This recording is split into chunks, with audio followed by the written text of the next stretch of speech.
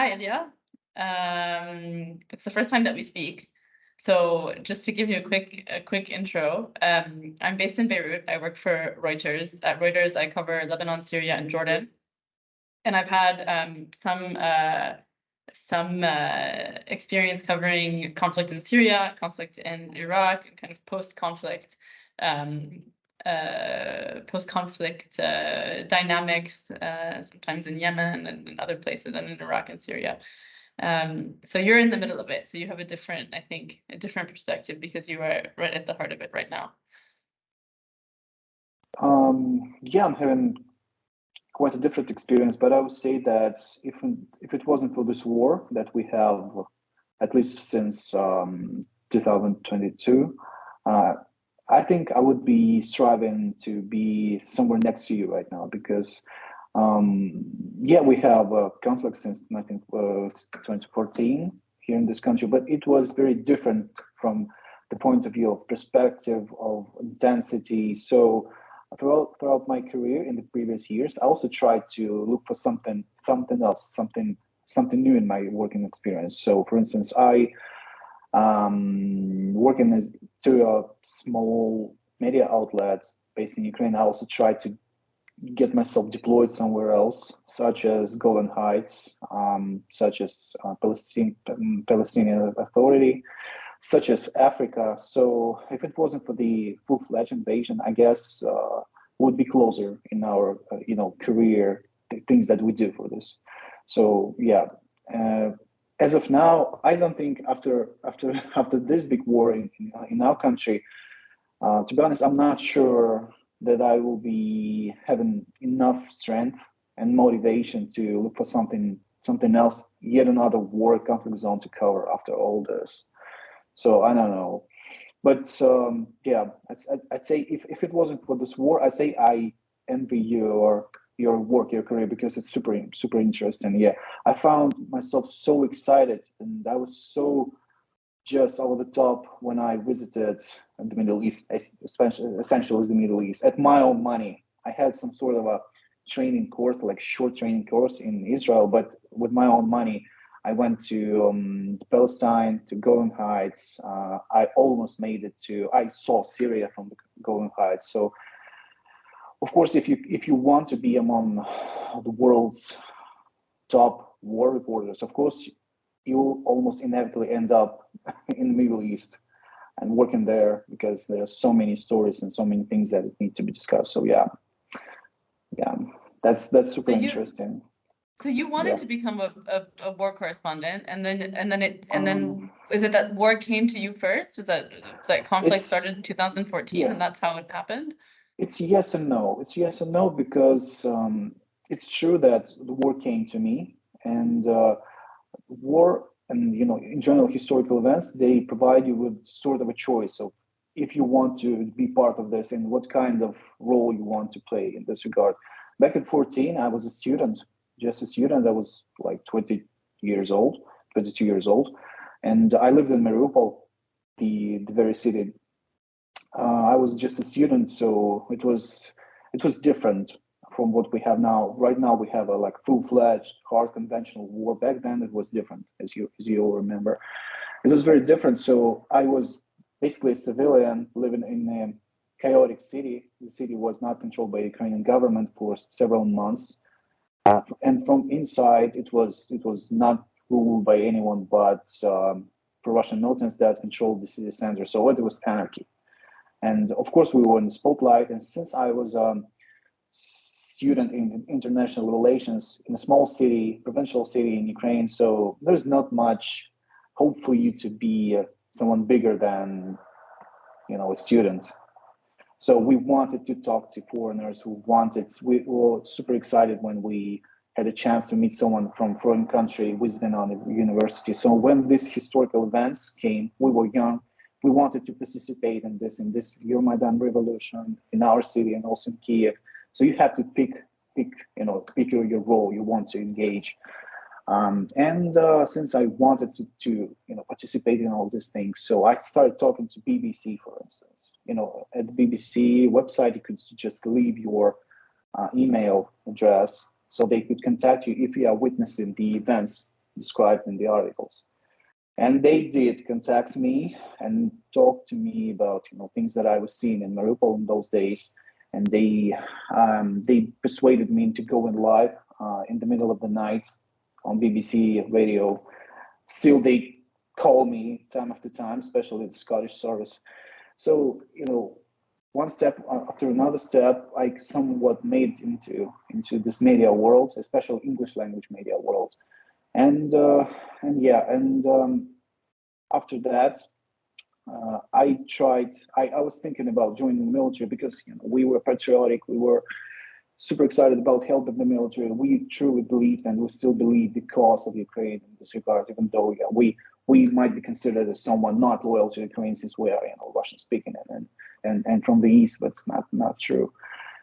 But the military was never a choice for me because of a lot of health issues. So nonetheless, you want to be there. You need to be there. So there's a way for you to be there as a journalist.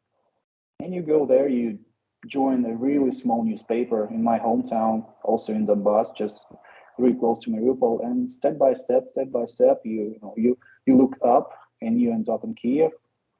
And it goes on and on and on. So this is how the career works in Ukraine. From the very bottom to and up and up and up and up and up. And please tell me your story. How do I become the Middle East correspondent?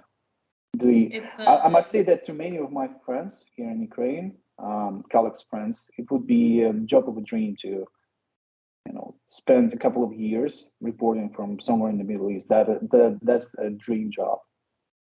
So how do I do this?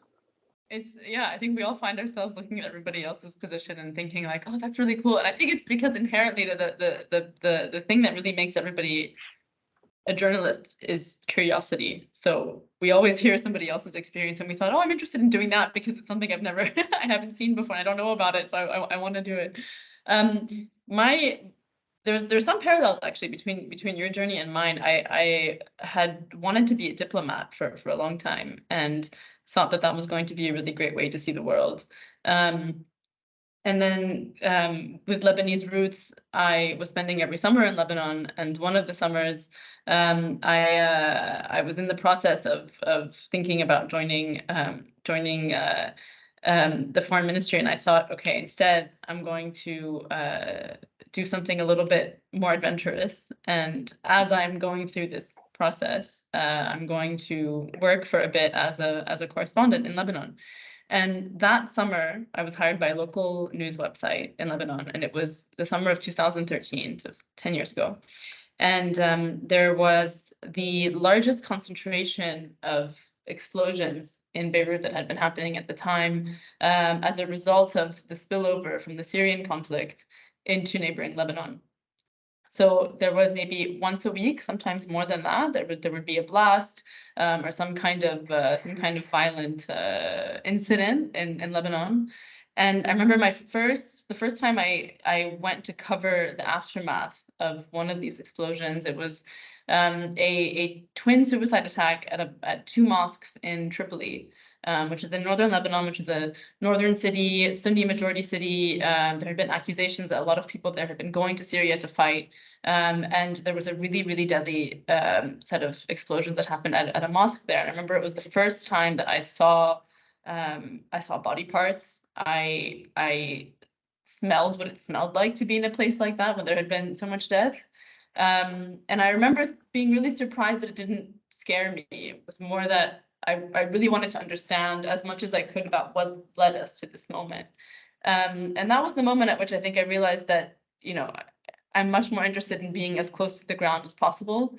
And sometimes diplomats, unfortunately, don't get that kind of exposure and don't get that kind of access.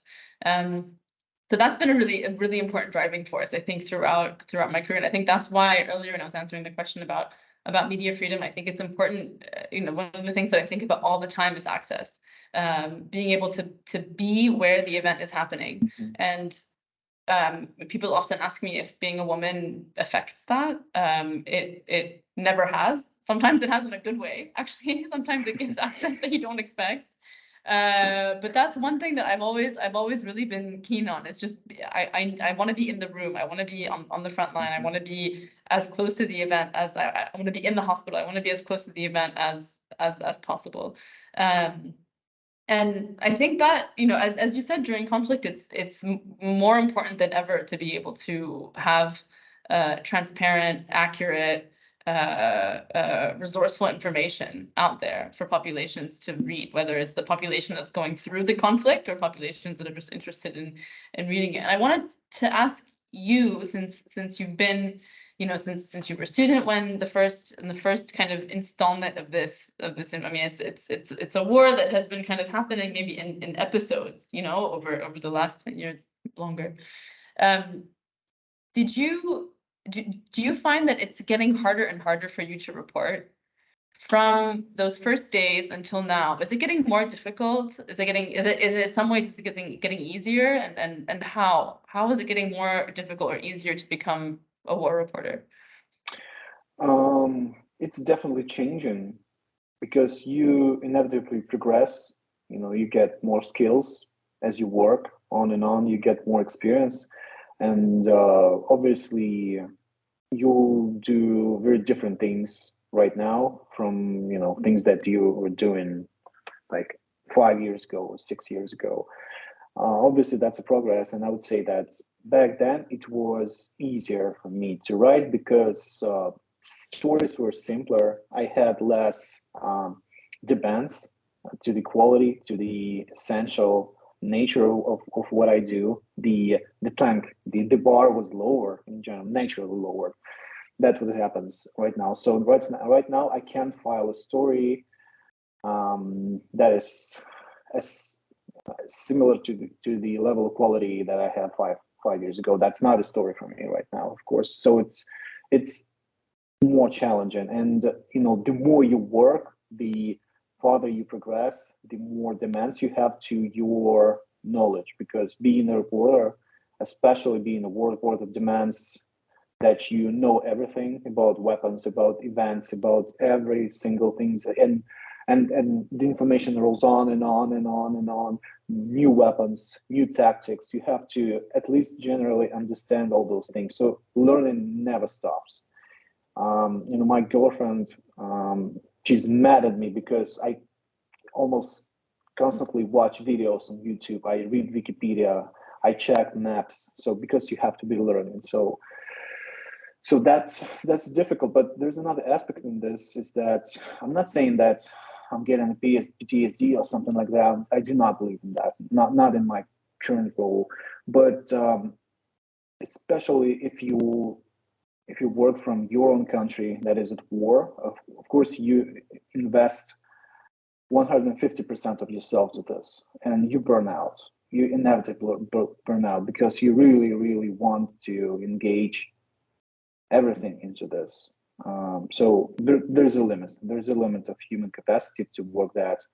So to me, the biggest challenge right now is just being extremely tired, but we are very far from the end of this. So yeah, you just burn out. So that's the biggest problem to me right now. I was How really do you deal with it? Huh? How do you deal with it? How do you and your I'm colleagues? not. I just complain all the time about this to my friends and all that.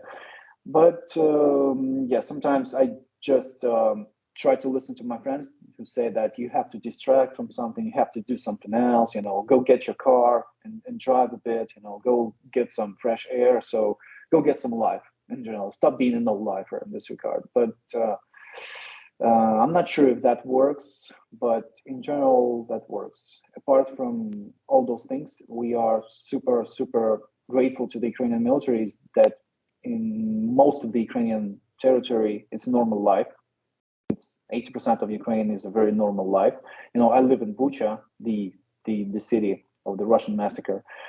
It's absolutely peaceful. It's absolutely normal life. You wouldn't see any significant differences between pre-war Kyiv and what's happening right now. So the city is bustling. So that helps a lot. almost every day I think about, I compare what we had even in here in Bucha, in Kyiv a year ago, a little bit more than a year ago, when the Russian forces were just behind my windows here in Bucha, for instance, in this neighborhood. And here we are a year ago, absolutely normal life, and that helps. That helps a lot. But in general, there's too much work, way too much work for this. And we mentioned this in our conversation, is that being a journalist, especially a conflict journalist, demands you a special sort of personality. I don't know. That's not always rational from this regard. You mentioned the terror attacks, body parts, and you want to be there, not because you're a maniac or something, just because it takes you a special personality, because you want to be there, you want to be with these people, you want to be with these events, you have to process these events and tell other people about this. And it's not very easy to explain to other people. Who would want to be in those places? Absolutely no one. Who would want to be like in the first line with the Ukrainian military breaking through Bucha? Absolutely not a single sane person would want that. But we in Ukraine, here in Kyiv, we had foreigners, a lot, basically all of the world reporters, and they were just fighting, filling each other's faces in for the chance to join the military and see that and go with that. So it's just the way we are. So, and this very special nature of our profession, it takes a lot of strength, of spiritual strength, as we call it in Ukraine. So yeah, that's super demandful from this regard. But you told me that something that I find really familiar, the gender problem, or not a problem, this speciality. If we talk about such things when it comes to war reporting in Ukraine, there's pros and cons of being both male and a female war reporter in the front line. Both genders have the something to work with, have the special abilities that can help or not help in this regard. A conventional thinking might tell you that as a male reporter, it's easier for you to get deployed with the combat unit and go there. But on the ground, in reality, it often happens that soldiers, combat units might be somewhat more emotionally invested into having a very stubborn girl by their side, a person which is very interesting, very inspiring in some regard, very emotionally interesting, very interesting. So girls at the front line, they do a lot of job, and they find their ways.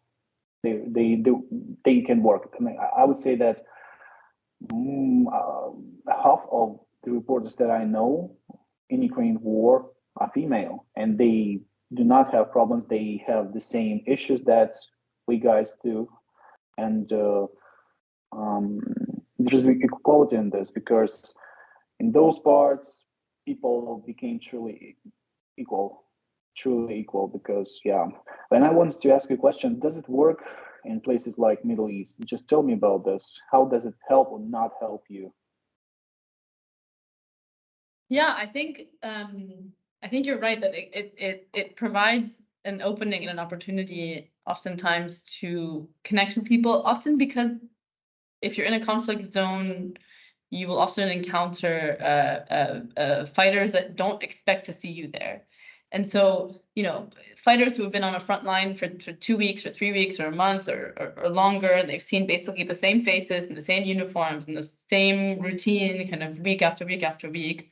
Suddenly they see somebody, first of all, who, I mean, since I haven't, thankfully yet, I have not had to cover conflict in Lebanon yet, but they see somebody who's coming from a different country. I've had people that just look at me and go, "What are you doing here?" We are so far from where I would imagine someone like you to be. So I think I think that shock factor can often just be the kind of icebreaker that you need with a soldier or with somebody who's on the front line.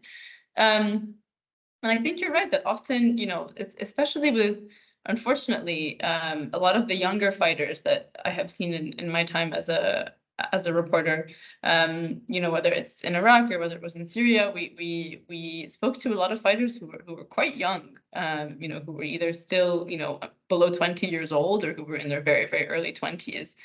And with them in particular, you know, I feel like probably I reminded them of a sister, of a friend, of somebody who's, you know, somebody who's back home, somebody who they can actually speak to, and so they might open up, or they might just be more interested in speaking to me. And I think one of the things that has often helped me as well in these situations is that I'll ask a really, I think maybe it's my lack of knowledge about military equipment and hardware. So it's my kind of, you know, I'm coming as a very, you know, naive newcomer to the world that they're in, and just asking them about, what does that do? What is this? How do you use this? When do you use this?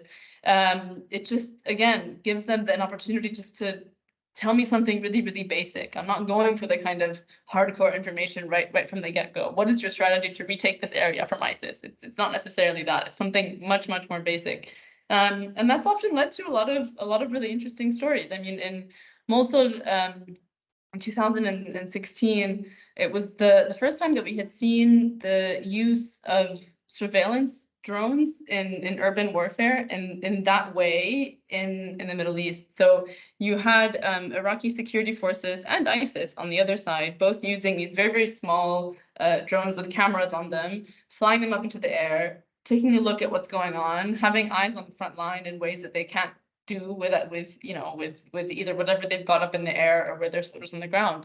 And one of the stories I did was just about the really young guys that were operating these kind of surveillance drones, basically, that were sitting on the top of this rooftop, and they had, you know, as if they're playing video games, and they have these little controls, and they're flying the drones, they're flying them back, and they spot a car bomb coming their way through this drone. So just starting a conversation about, you know, what are you doing? How long does the battery last? Oh, it's only 20 minutes. That seems like it's a really short amount of time to have up in the air to be able to see what's going on. And they would talk, and they would open up.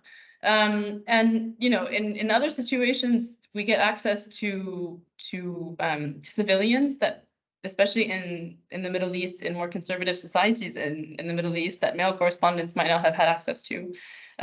So in particular, in the aftermath of the fighting against ISIS in Mosul and in Raqqa in Syria, a lot of the people that were fleeing, the civilians that were fleeing, were very, very conservative. The fact that they had been living under ISIS, and it doesn't necessarily mean they were supporters of ISIS, but in many cases they were simply religiously conservative, and the women were not ready at a time like that, having just fled, to speak to usually a foreign male reporter. So being a woman, and I think actually more importantly, speaking Arabic and being able to communicate with them directly, made such an enormous difference. And these are the kind of, you know, these are the soft skills that will make a story for you, being able to have those conversations in the language of the person you're interviewing, to get them to feel comfortable, to get them to relax, to get them just to express themselves the way they want to express themselves, is especially somebody who is that distressed, having fled, or having, you know, being expelled from their home, etc.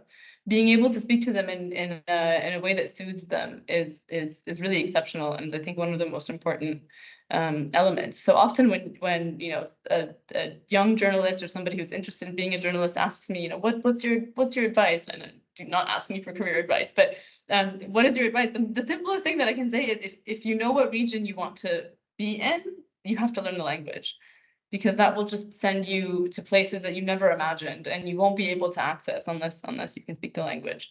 So that's a piece of advice that, you know, if anyone's looking for one, that's a free one there. But there's one thing I wanted to ask you about was, again, back to one of the earliest things that you said is how important it is to have freedom of information and a free flow of information during conflict. Have you found that war reporting can often distract from other important dynamics that need to be written about at the same time? So everybody wants to know about war and the front line and who's bombing who and how many were killed and the really devastating news that often gets produced out of war. But there are equally important things that are happening in the halls of power that don't have to do with conflict, or even socioeconomic dynamics that are playing out that are not directly related to the conflict. Is it difficult to find space to write about these things when you're expected to be writing about the kind of the boom boom and the really kinetic, violent parts of war? The thing about the Ukrainian war is that it's not a total war, as Wikipedia would just define it. But like I said, almost any aspect about this country, about this nation, it works for the general purpose. It's so interconnected when you have such a large and such a demand in war. It's not a localized war, that demands you a pretty understandable amount of resources. It's about everything that you have. And it's so interconnected in so many aspects. For instance, it's so many seemingly not connected aspects. For instance, is there a connection between the military effort, the strength of the military, and judicial reform in Ukraine, for instance? There is a connection because the judicial reform depends, and it has an effect on the Ukrainian relations with NATO, with EU, with rapprochement, with more assistance, with chances of joining NATO. And what's even more important, the success of non-military, let's call it, reforms. It has a very serious impact on the perception of Ukraine out from beyond Ukraine by foreigners from foreign nations, on the image of Ukraine.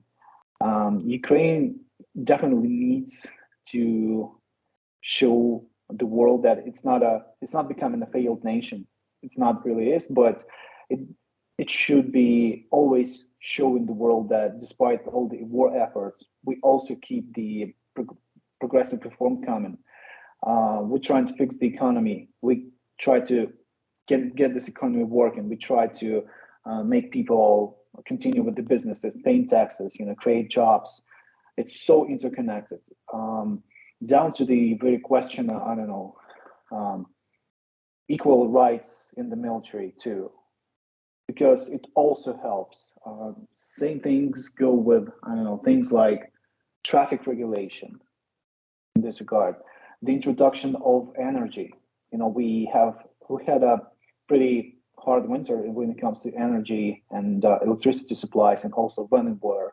So there's a huge question about, conserving the energy and finding alternative sources and creating the very alternative grid for importing the energy and also exporting the energy, because you have to keep the budget updated. So it's about everything, almost everything.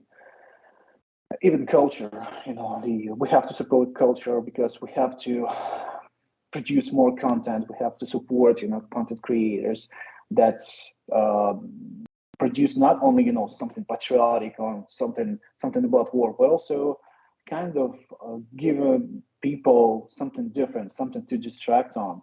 Good music, plays, movies, YouTube channels, because people really need something else beside war.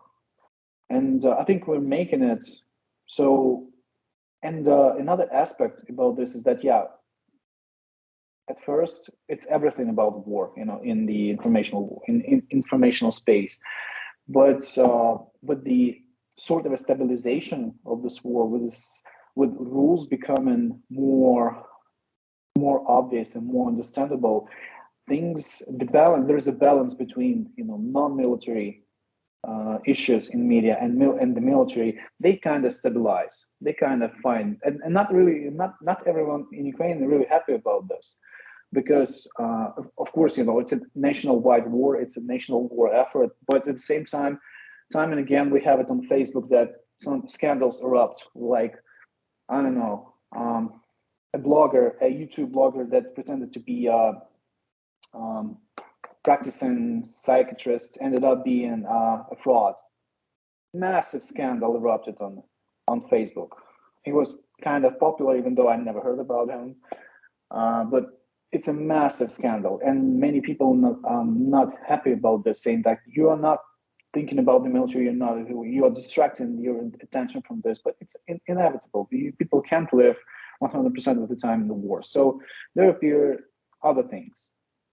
So naturally, society finds a balance between this, and it's a good thing. I would prefer that over the speedy exhaustion of society, like psychological exhaustion of society. I'm surprised that we're not war-weary yet, but society finds this balance. My next question, Ilya, and this is born out of the kind of personal curiosity of how you've dealt with this, is that given the kind of surge of interest in Ukraine starting February of last year, you had been working as a journalist before that. You had been dealing with the challenges of a context that many of us have come to know only after the invasion, but you'd already been dealing with those challenges. And basically everybody wants to know about Ukraine, is looking for experts about Ukraine, is maybe becoming an expert about Ukraine overnight. And your Twitter following, I'm assuming, is probably surged. People who hadn't been following Ukraine now are all into it day in, day out. And if you're seen as one of the few resources, independent resources for people who are seeking to learn about Ukraine, you kind of shoot into like rock star status overnight.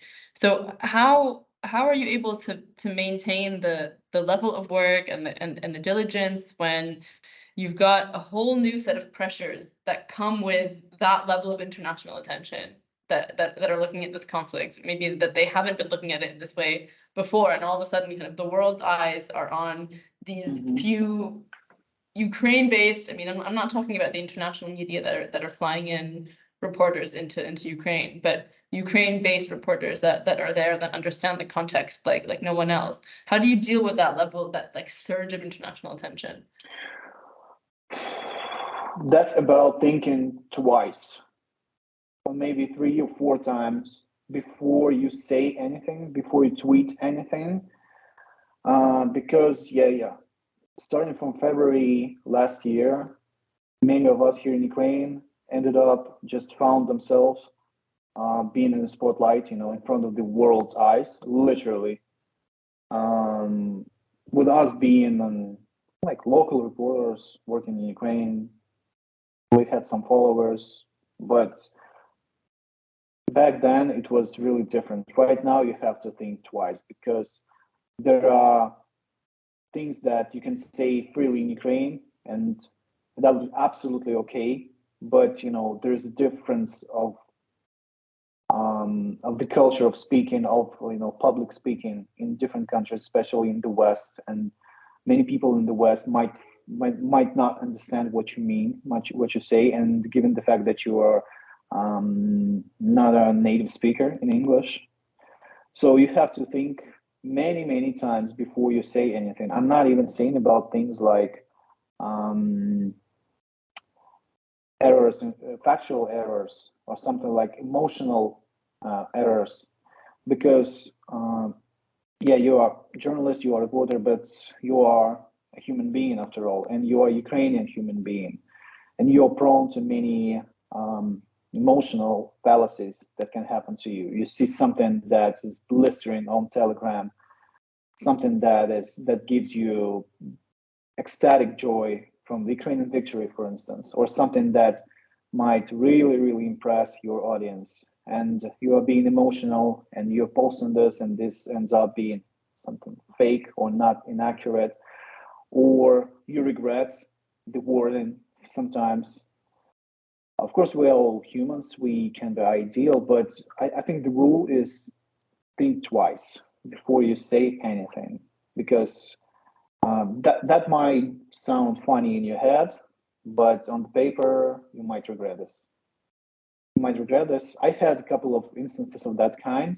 I'm not proud of that, but we are all learning. We are trying to be distant in the eyes of the world, because it's true that many Ukrainian journalists, not necessarily Ukrainians, but also people who are connected to Ukraine. We have a huge foreign community living here. A lot of loyal loyal foreigners living in Ukraine. They also kind of represent Ukraine, and there is a sort of a responsibility because you are representing your country to the world, and you have to think before you go, onto international platforms, because you can say something for Ukrainian audience, and that would be more than acceptable, more than fine on the ethical standards. But if you talk to international audience, things might be different. So it's a sort of a special trait to talk to the world about things that might be different in Ukraine. So the answer is think twice, or 3 times, or 4 times. Think about what you do. So yeah. But what about safety? What about your safety in the Middle East? For instance, safety? Personal safety. Is there anything special that you should be thinking about as you work, for instance, on the Syrian border, for instance, or inside Syria? What's the special thing, apart from, very general things that we all know? So safety means something really different, whether you are based in a place that might be teetering into conflict or whether you were being sent into a hostile zone, like a front line. So I've been based in Baghdad and in Beirut, which are 2 cities that are out of, they have left the periods of active conflict that they've been in. So Beirut is no longer experiencing the civil war it experienced in the last century. Baghdad also doesn't have the daily explosions and the violence that we often associated with after the US invasion. But there are 2 cities where you often feel like things could it just needs one little push and it's going to fall into conflict. And in Lebanon a few weeks ago, we had an exchange of fire from Lebanese territory across the border south into Israel. Rockets were fired in that direction, and then on the way back, Israel also fired artillery shells and then some strikes overnight into Lebanese territory.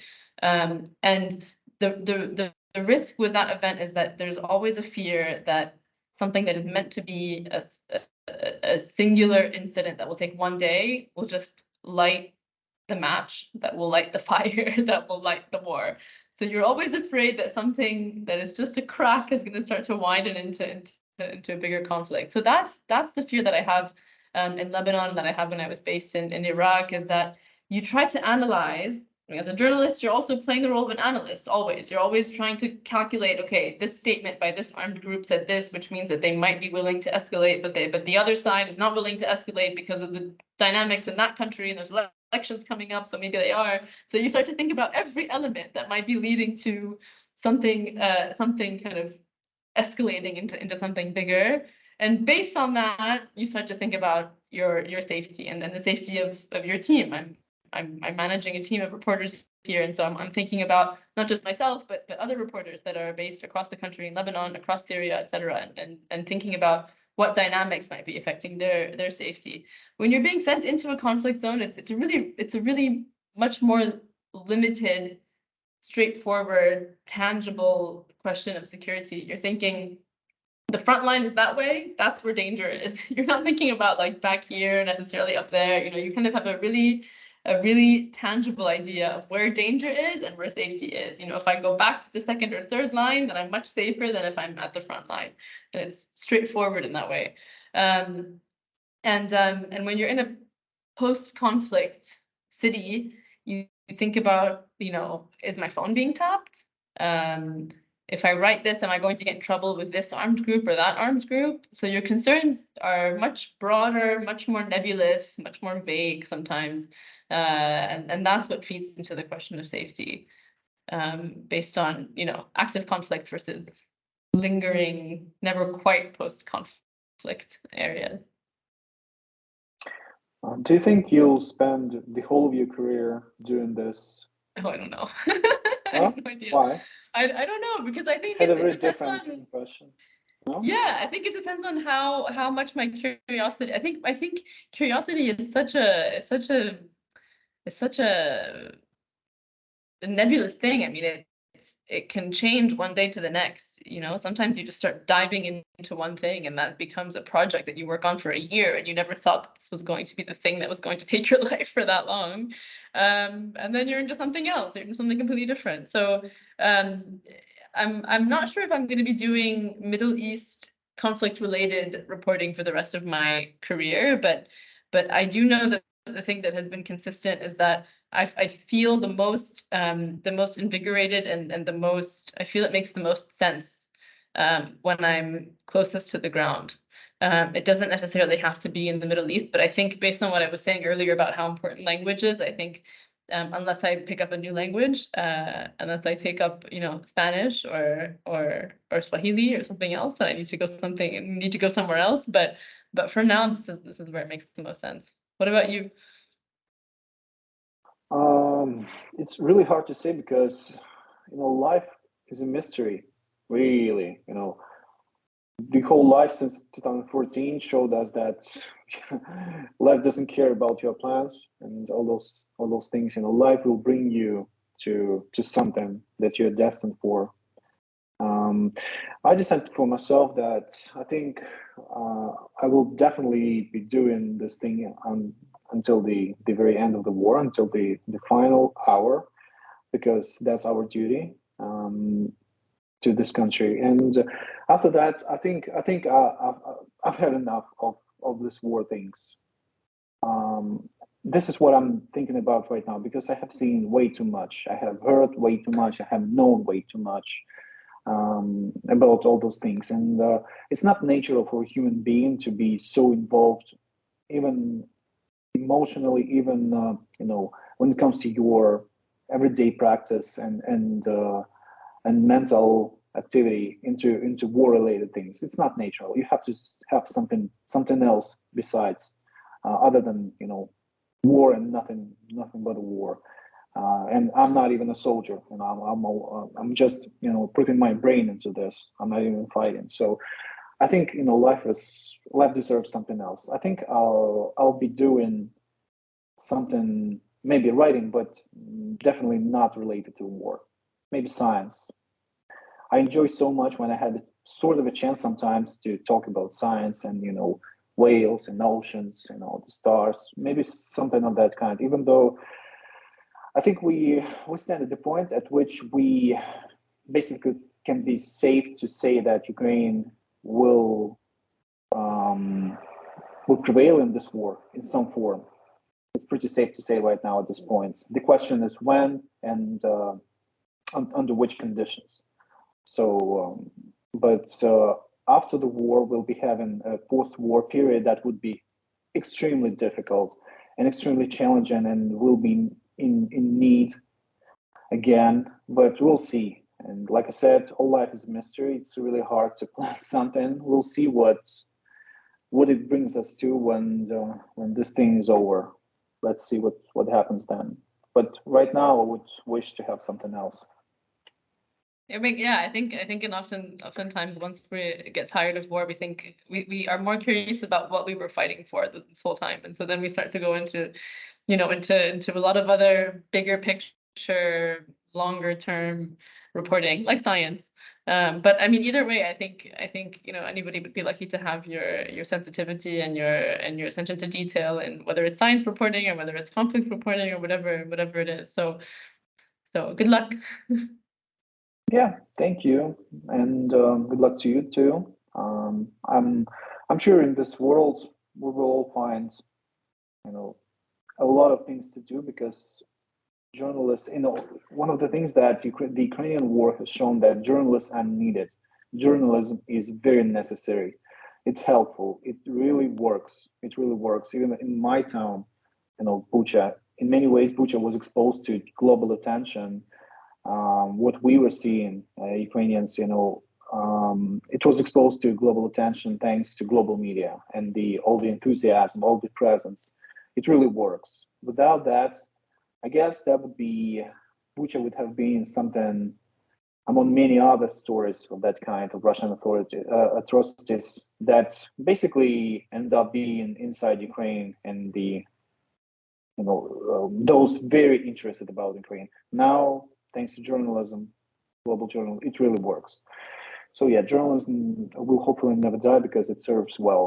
It really works. So there will be a lot of work to do. Well said. Thank you, Ílيا. I think Thank we're you. done.